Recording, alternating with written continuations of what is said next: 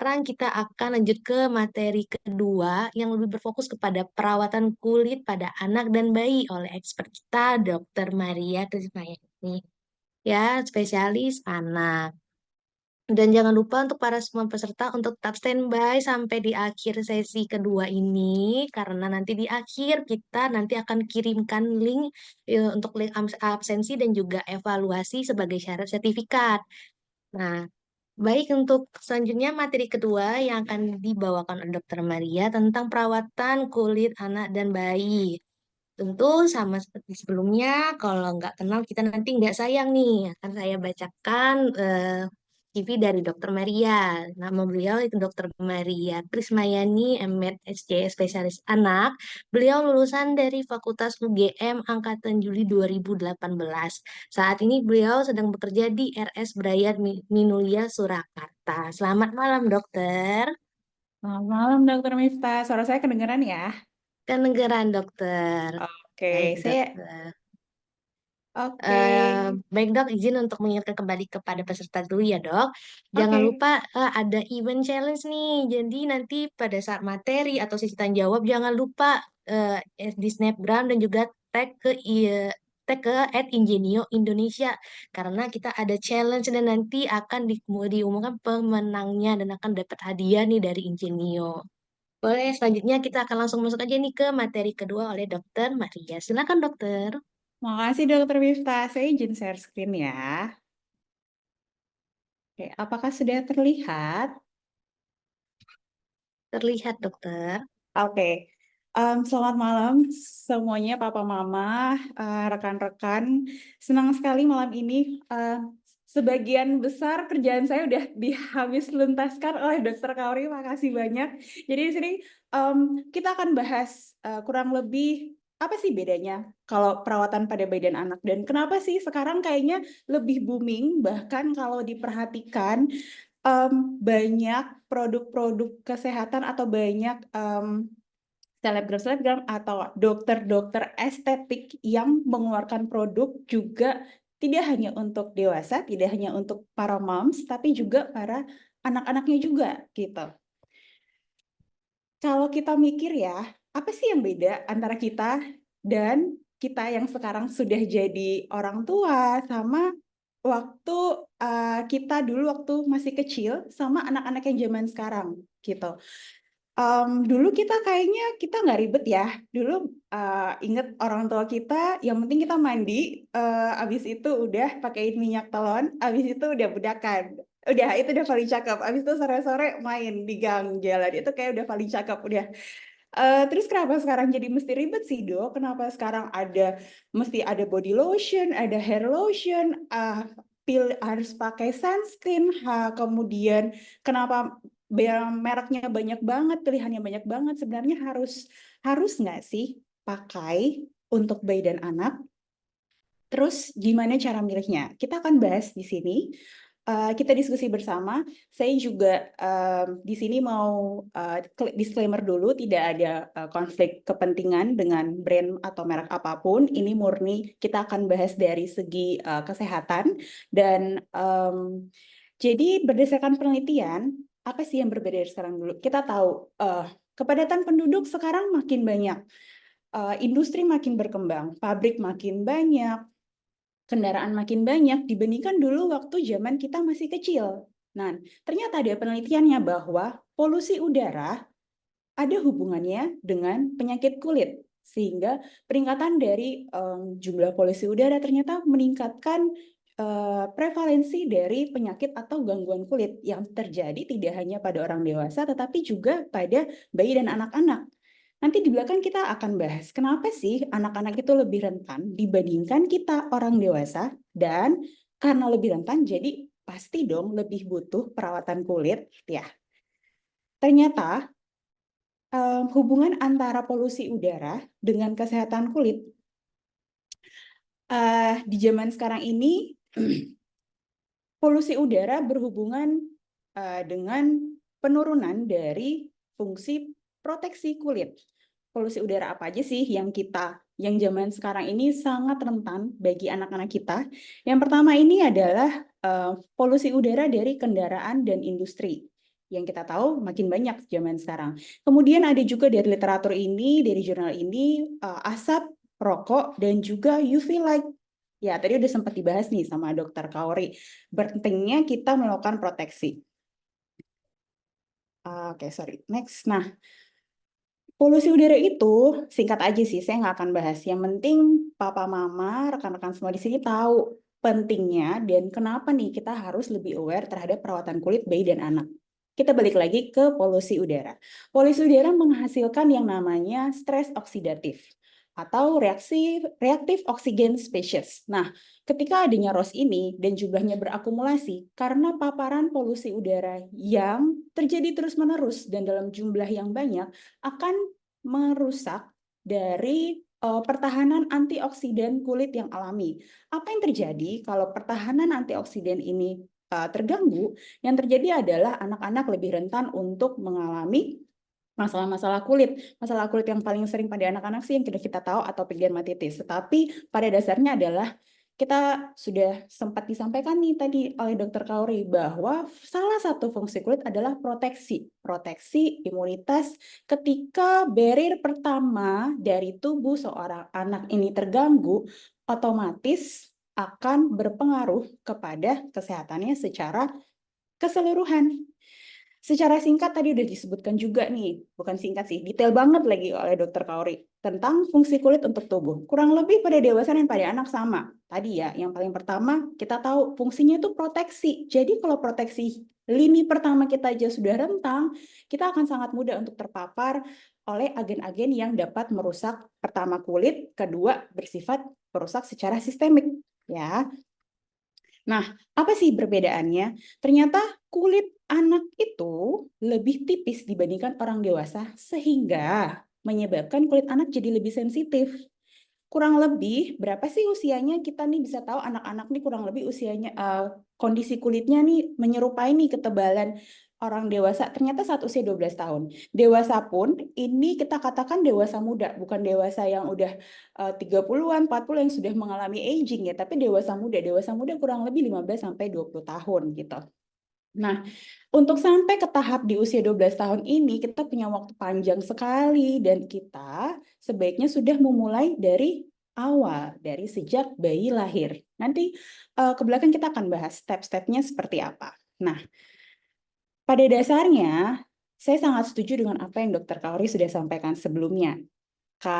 Yang penting dasarnya adalah, kalau boleh saya singkat, 3P.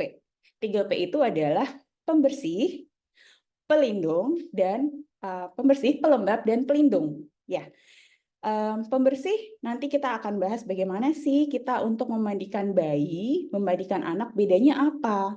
Pelembab, penting nggak sih memberikan pelembab pada bayi dan anak. Dan yang ketiga, proteksi atau pelindung, ya kita akan bahas tentang sunscreen pada anak. Tadi udah sempat ada teman yang nanya ya tentang sunscreen pada bayi dan anak, nanti kita akan juga bahas. Oke, kita lanjut dulu. Tadi udah sempat saya bilang bahwa kulit bayi dan anak lebih tipis. Ya, secara anatomi lebih tipis dibandingkan orang dewasa. Dan ini bukan hanya sekedar luas permukaan yang lebih kecil, tapi secara fungsional pun akan jauh lebih rentan pada bayi dan anak dibandingkan dewasa. Ini gambar sekilas saya mau kita nggak bahas dalam, tapi sekilas kita udah lihat nih perbedaan antara anatomi kulit orang dewasa dibandingkan sama bayi. Secara ketebalan secara umum aja udah beda ya, lebih tipis pada kulit bayi. Kemudian ada salah satu lapisan dari kulit bayi yaitu stratum corneum. Stratum corneum ini mengandung pigmen melanin yang berwarna kulit. Dia juga sebagai proteksi, layer proteksi paling luar dari bagian kulit. Dan pada bayi kita lihat nih, ternyata lebih tipis dibandingkan orang dewasa. Dan tidak hanya yang bagian permukaannya saja, bagian epidermisnya juga lebih tipis. Nah, pada kulit anak-anak, bayi dan anak, lapisan stratum corneum yang paling atas tadi lebih tipis, lapisan lemak juga lebih tipis.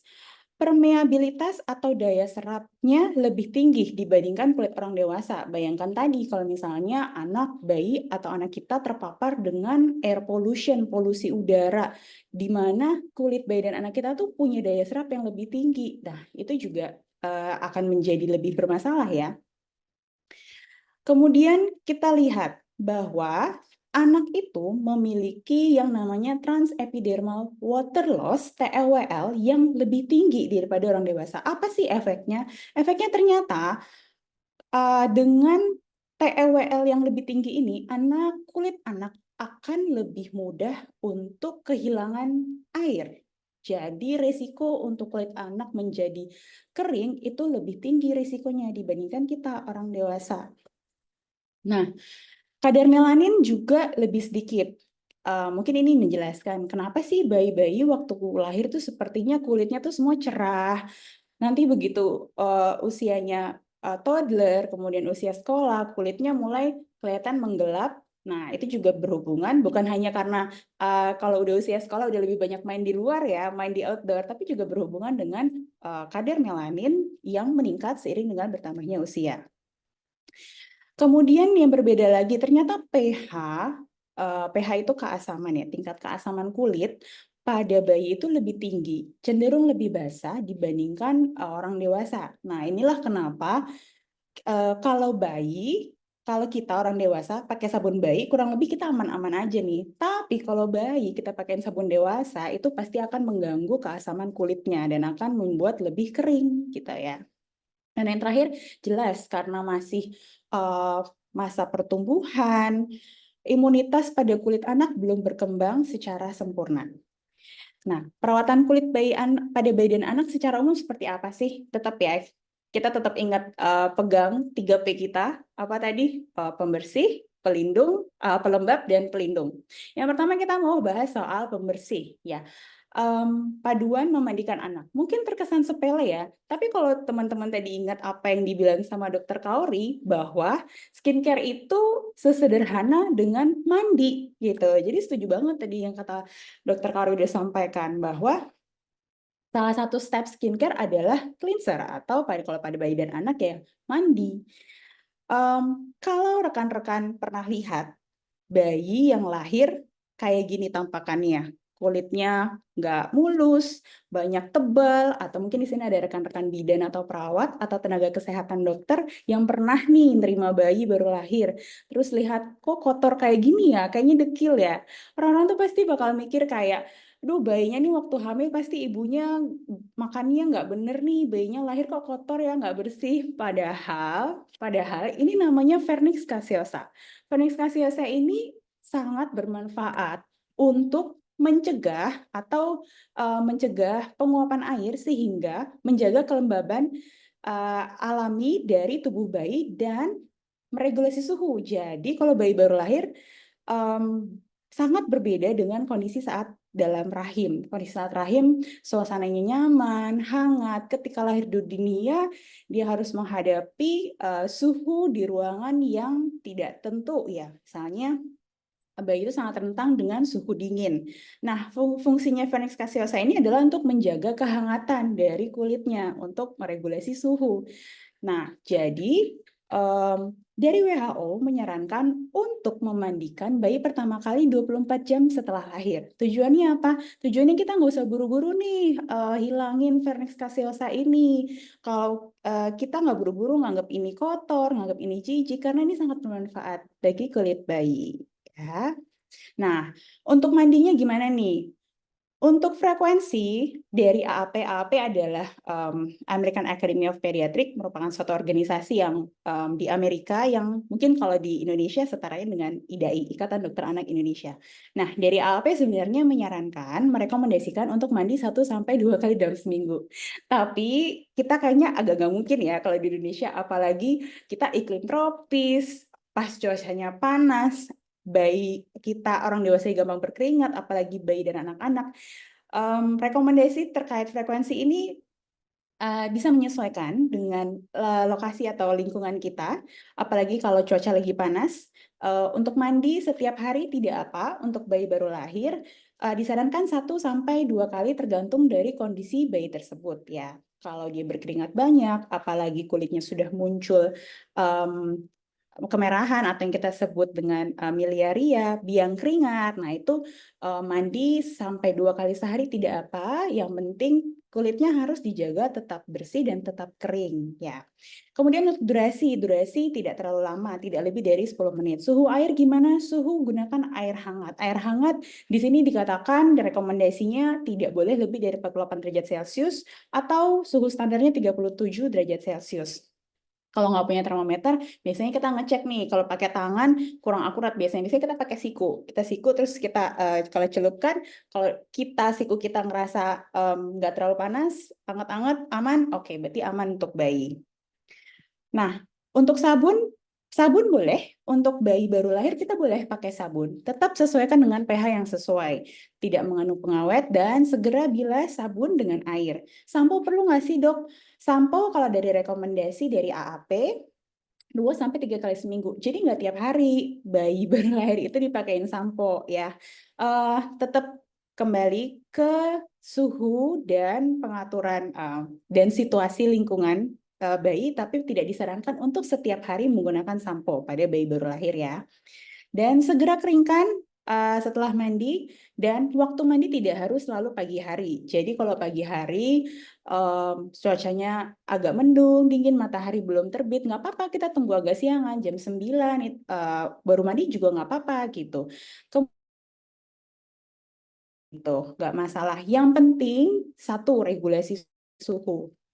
Regulasi suhunya adalah kalau papa mama, rekan-rekan di rumah pakai AC di kamar, pastikan AC-nya dimatikan setengah jam sebelum anak mandi. Jadi lingkungan kamar itu sudah tidak dingin, lingkungan kamar sudah di suhu ruangan normal biasanya kisaran 25 derajat Celcius dan itu aman.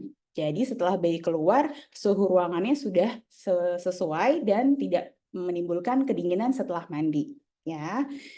Kemudian kalau memandikan anak atau bayi, jangan tinggalkan sendirian, pastikan selalu ditemani, pakai ember atau bak khusus mandi bayi, ya.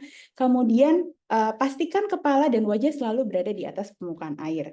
Ini yang sering dipakai untuk memandikan bayi baru lahir, kalau papa mama rekan-rekan kesulitan untuk megangin sendiri nih. Yang paling penting apa sih? Kalau tali pusarnya belum lepas, tidak boleh memandikan dengan cara direndam. Ya, kita disarankan untuk mandi dengan cara sibin atau sponge bath. Nah, seperti apa sih caranya? Caranya ini di gambarnya ilustrasi ya, tapi kurang lebih seperti ini. Jadi bayi ditidurkan di permukaan yang datar dan keras. Semua perlengkapannya disiapkan dari air mandi yang hangat, kemudian suhu ruangannya juga sudah diatur, dimatikan AC-nya, suhu ruangan netral 25 derajat Celcius.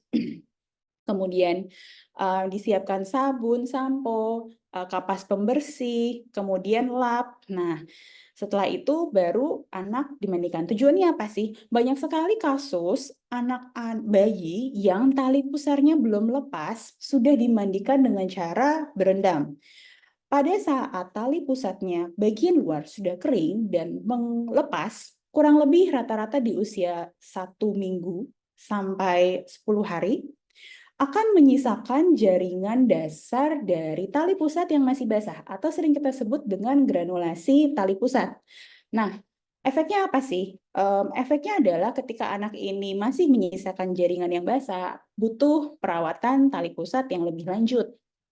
Dan resiko infeksinya lebih tinggi karena kalau udah sampai bagian dalam itu mau kita keringin agak susah nih. Nah, jadi ini juga yang titip pesan buat tenaga kesehatan, terutama juga perawat, bidan, rekan-rekan dokter, tolong diedukasi kalau dapat bayi baru lahir mau pulang, tolong ingatkan sama papa mamanya, orang tua untuk tidak memandikan bayi dengan cara berendam sampai nanti tali pusatnya sudah lepas. Oke. Yang berikutnya kalau anak usia 1 tahun. Anak usia 1 tahun rekomendasinya mandi pakai air hangat, tapi pada usia ini sebenarnya sudah bisa mulai diperkenalkan mandi dengan air keran suhu biasa. Bukan air dingin juga ya, bukan panas, bukan dingin, tapi air keran suhu biasa. Itu sudah mulai bisa dilatih. Pastikan tadi suhu ruangan aman, tidak kedinginan sebelum dan setelah mandi, dan durasi mandinya tidak boleh 10 menit. Yang agak susah di usia lebih dari 1 tahun atau anak-anak toddler adalah udah mulai kenal namanya main air. Ya, jadi kalau ditaruh sendiri di bak atau di ember gitu, sukanya main air, main ciduk-ciduk air, atau bawa mainannya sendiri, bawa mobil-mobilan dimandiin, dan itu biasanya durasinya bisa lebih dari 10 menit. Kalau bisa nih orang tua pasang timer gitu, sambil kita latih anak untuk disiplin dan rutinitas mandi tidak lebih dari 10 menit. Ya, berikutnya, kapan sih anak kalau usia lebih dari 1 tahun harus mandi? Satu, kalau tubuh anak kotor, pasti ya, walaupun itu lebih dari 1 sampai 2 kali dalam sehari, kalau kotor harus langsung kita mandikan. Yang kedua, setelah bermain di alam terbuka. Yang ketiga, kalau berkeringat dan bau badan. Setelah berenang wajib, karena untuk membilas klorin, sisa-sisa klorin yang masih menempel di kulit anak, dan itu sangat berisiko untuk menimbulkan iritasi. Jadi setelah berenang wajib mandi, dan minimal anak harus mandi 1 kali sehari. Pilih sabunnya gimana? Pastikan sabun dan sampo khusus untuk anak-anak. Tadi ya udah sempat saya sampaikan nih di depan, pH anak dan pH dewasa beda. Lapisan kulitnya lebih tipis. Jadi kalau nih anak-anak kena paparan produk dewasa, bisa tadi mengganggu pH-nya, mengganggu keseimbangan asam basa kulit, dan berisiko untuk iritasi kulitnya lebih tinggi.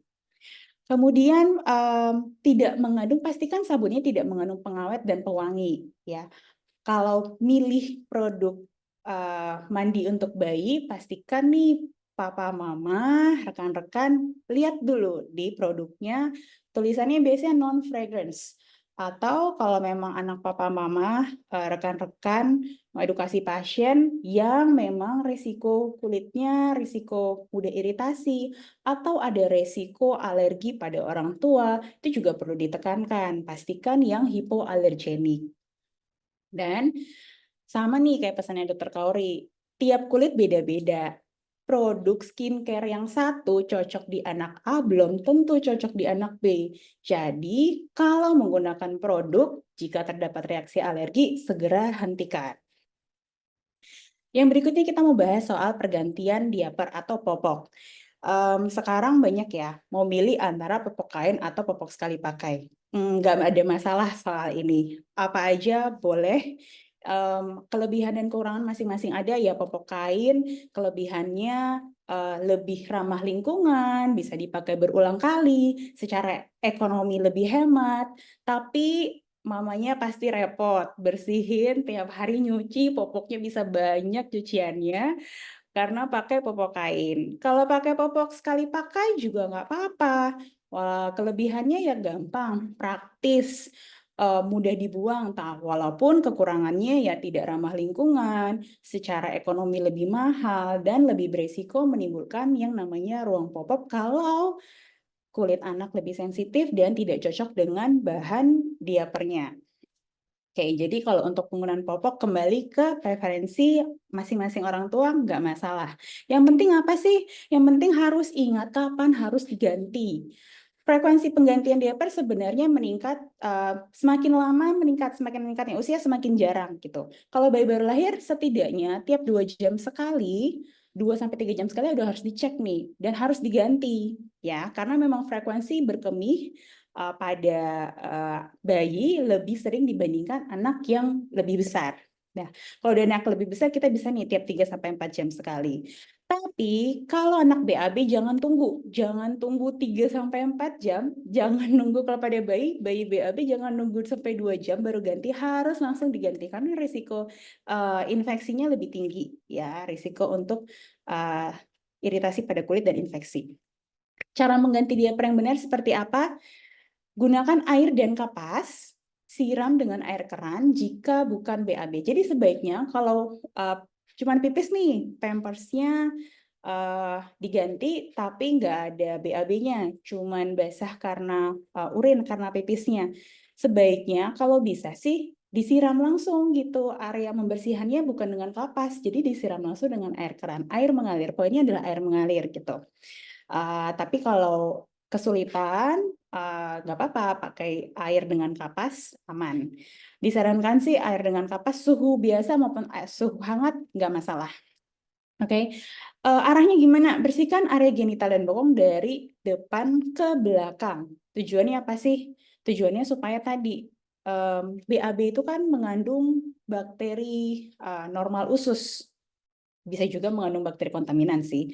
Sehingga kalau kita pembersihannya dari depan ke belakang, itu meminimalisir resiko dari penyebaran bakteri dari feses atau BAB-nya. Oke. Yang berikutnya, boleh nggak sih dok pakai tisu basah? Boleh. Masalahnya adalah pilih tisu basah yang bebas pewangi dan yang non-alkohol, kemudian yang bisa menjaga kelembapan kulit bayi, dan kalau bisa, ini perlu banyak milih-milih sih, yang kandungan airnya banyak. Gitu. Kandungan airnya banyak kenapa? Jadi banyak sekali kasus-kasus diapres, terutama pada anak yang diare, muncul karena membersihkan area diaper dengan tisu basah yang kandungan airnya dikit. Ketika kita pakai tisu basah yang kandungan airnya dikit, kita butuh usapan yang lebih banyak gitu, berkali-kali untuk membersihkan area pantat, area diaper pada bayi dibandingkan kalau kandungan airnya lebih banyak gitu. Ya walaupun sangat praktis menggunakan tisu basah, tapi tetap dipilih-pilih dan yang paling aman sih pakai kapas dengan air. Itu kandungan airnya memang lebih banyak sehingga tidak memerlukan banyak usapan sehingga meminimalisir risiko iritasi atau ruam popok akibat gesekan yang terlalu banyak pada kulit bayi. Kalau terjadi ruam popok, boleh pakai krim ruam popok dengan kandungan aktif zinc dioxide. Nah, gimana nih dengan produk skincare lain? Ada bedak, ada lotion, minyak penghangat, hair lotion, tabir surya. Masih boleh nggak sih, dok? Dari IDAI pada tahun 2015 pernah mengeluarkan artikel ini terkait perawatan kulit pada bayi. Ini sudah diedit dan di-approve oleh salah satu guru besar di bidang alergi dan imunologi, Prof. Dr. Zaki SPAK.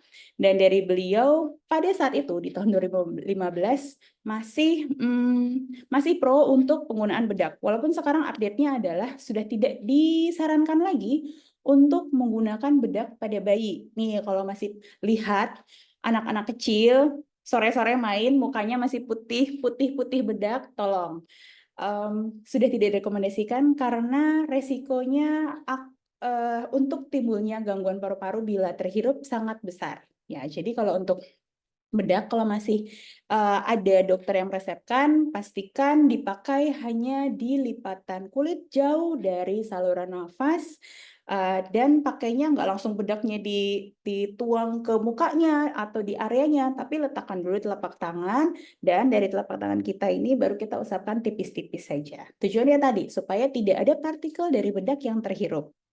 Kemudian yang kedua, minyak telon. Nah, ini juga lagi banyak nih kontroversialnya.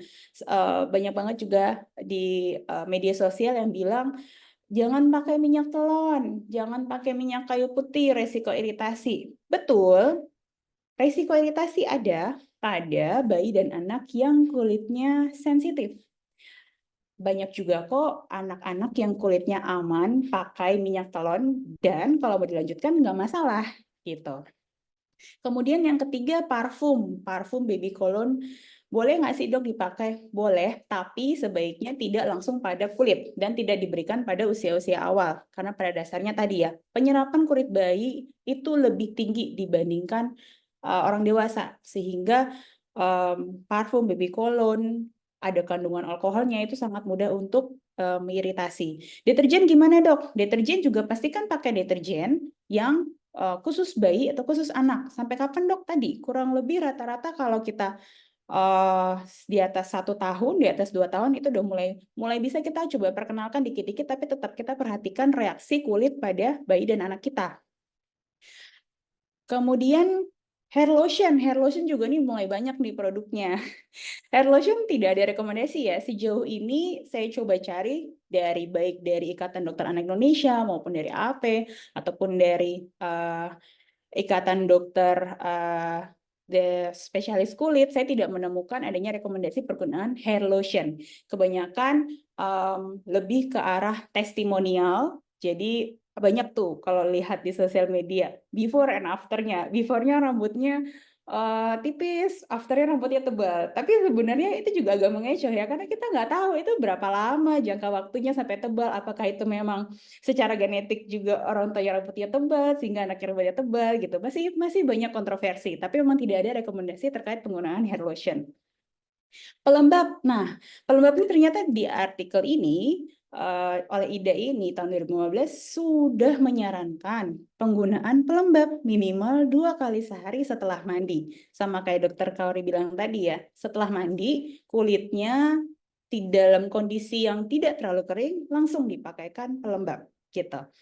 Lebih sering dipakai kalau cuacanya dingin atau kering atau memang bayi yang memang mengalami eksema atau dermatitis atopik. Tujuannya apa ya? Tujuannya untuk mencegah kulit kering, memperbaiki barrier kulit yang rusak, dan pastikan krimnya tanpa parfum, hypoallergenic, dermatology approved ya. Nah, krim pelembabnya udah mulai diberikan sejak kapan sih? Sejak usia bayi itu udah boleh ya. Sebanyak 2 kali. Kemudian kandungannya seperti apa? Kandungannya bisa gliserin, colloidal oat, aqua, aloe vera, hyaluronic acid, atau bahan natural lainnya. Salah satu kandungan yang lagi booming sekarang adalah colloidal oatmeal. Ya, secara penelitian, pada bayi yang dengan dermatitis atopik, memang penggunaan pelembab dengan kandungan colloidal oatmeal ini sangat membantu sebagai antiinflamasi, antioksidan, meredakan gejala iritasi, dan mengurangi resiko terjadinya eksim. Tapi tetap ya, bahan apapun lainnya boleh. Yang penting tadi, hypoallergenic, bahannya alami, dermatology approved. Oke, kemudian pilih pelembab berbasis krim tadi ya, free fragrance, bebas parfum, jadi bebas pewangi. Tenang aja, jangan takut pas bayinya bau badan, karena kelenjar keringat pada bayi itu belum aktif, nggak kayak anak-anak usia sekolah yang kelenjar keringatnya sudah aktif sehingga sangat berisiko untuk bau badan. Bayi dan balita, anak-anak di bawah usia sekolah sangat sangat jarang atau sangat kemungkinannya sangat kecil untuk terjadi bau badan. Jadi kalau coba deh kalau bayi atau anak itu kita masuk aja deh ke kamar bayi, kita udah cium aroma-aroma khas bayi, kita cium bayi yang nggak pakai apa-apapun habis mandi terasanya wangi aja ya. Yaitu karena memang kelenjar keringatnya belum aktif. Jadi sangat kecil resikonya untuk bau badan. Jadi tidak kalau untuk pakai pelembab yang bebas parfum juga nggak apa-apa gitu. Pastikan juga bebas parabens. Kalau anak ada alergi tadi paling aman pakai yang labelnya hypoallergenic. Pakai 2 kali sehari setelah mandi. Nah, tadi kita udah bahas pembersih, kita udah bahas pelembab. Sekarang yang 3 nih, 3P ya. Pelindung atau sunscreen.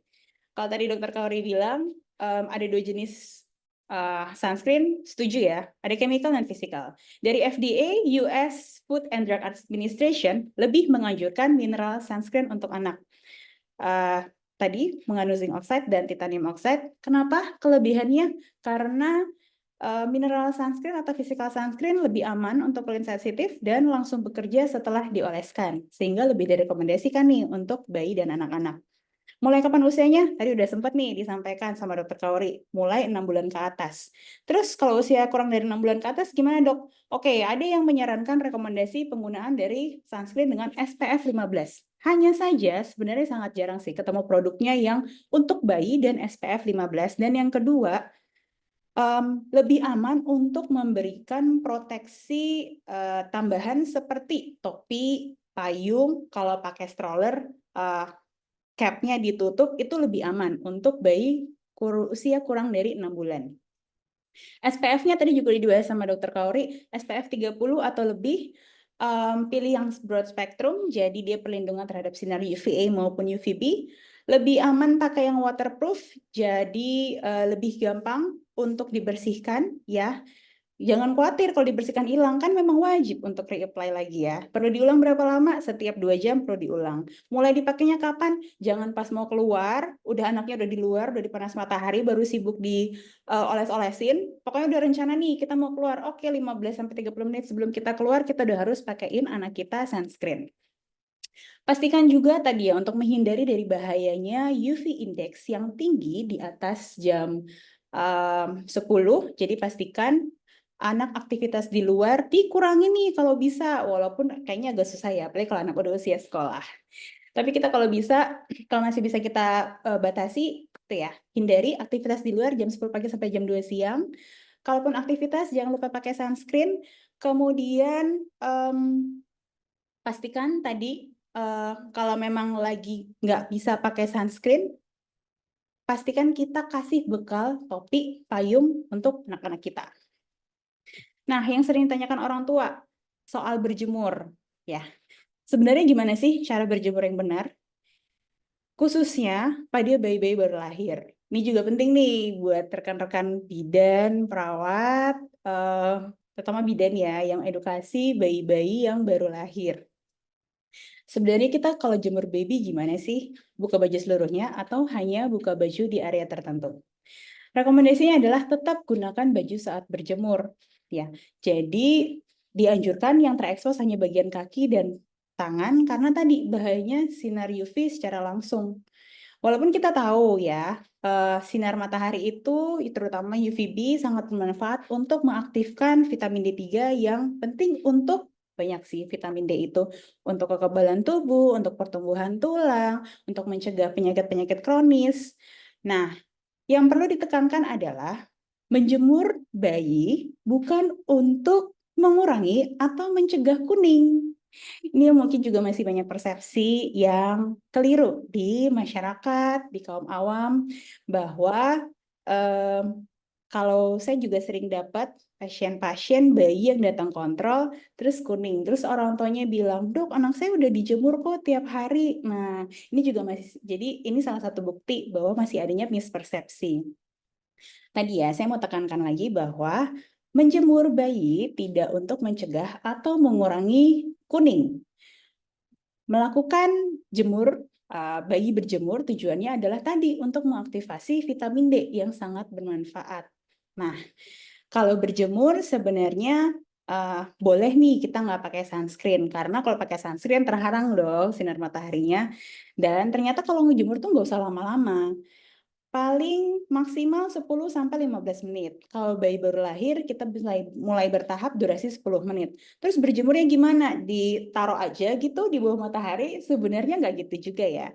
Jadi sesederhana kita bisa sambil ajak anak kita, bayi kita jalan-jalan. Misalnya pakai stroller, ya udah kita pergi belanja ke warung depan, jalan kaki, 10 menit bolak-balik udah selesai. Bisa sekalian anaknya jemuran. Ajak anak juga, mungkin anak belum sekolah, temenin yuk. Mama mau belanja di warung depan. Ya udah kita jalan aja. Tadi pastikan ya jamnya dikurang dari jam 10 pagi. Setelah itu aktivitas setelah 10-15 menit ini ya udah kita pastikan selalu memakai sunscreen pada saat di luar atau beraktivitas outdoor. Oke, kalau tidak memungkinkan nih untuk berjemur, tadi kan tujuan kita bukan untuk mencegah atau mengurangi kuning, tapi tujuan kita untuk dapatkan vitamin D-nya.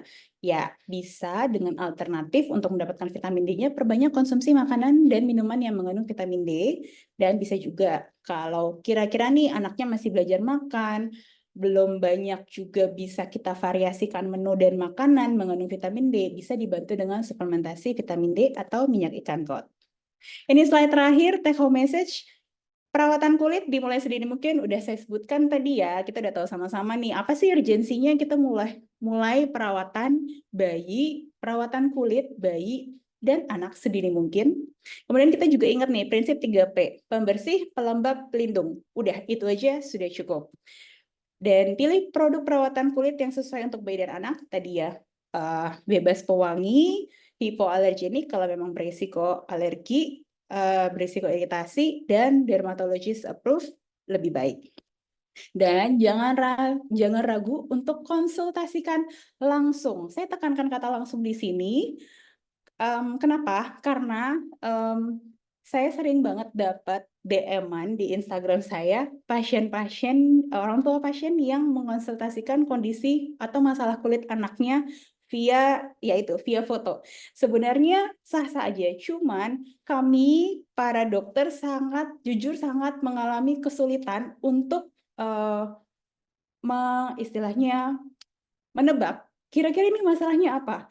Karena masalah kulit itu bisa mirip antara satu dan lainnya, dan penyebabnya pun bisa beda. Bisa karena infeksi, bisa karena bukan infeksi, bisa karena iritasi, bisa juga karena ada kalau pada anak demam dengan ruam, dan itu luas sekali. Dan kami sangat kesulitan untuk menebak diagnosis hanya dengan melihat foto. Apalagi kalau satu, kualitas cahayanya kurang, atau angle atau posisinya juga kurang maksimal, kami sangat kesulitan. Jadi mohon kalau punya masalah kulit pada anak, mohon untuk konsultasikan langsung supaya lebih nyaman nih untuk konsultasi langsung, supaya lebih jelas dapat penjelasan, dan supaya kita juga dokter sangat terbantu untuk lebih bisa mengetahui masalah kulit apa sih pada yang terjadi pada bayi dan anak, dan solusinya pun penanganannya jadi lebih tepat. Sekian dari saya, mohon maaf atas kekurangannya, saya kembalikan kepada moderator.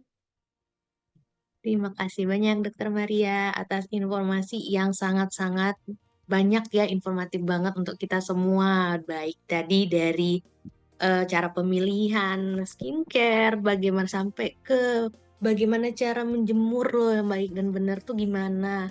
Dan jangan lupa ya tadi 3P ya, pelembab, pelindung juga proteksi tadi ya. Dan jangan lupa tetap untuk kita semua yang penting di sini itu konsul langsung ke dokter, jangan malu-malu dan jangan malas. Karena kalau misalnya konsul langsung itu lebih baik daripada nanti kita main tebak-tebakan aja nih di via DM atau via foto.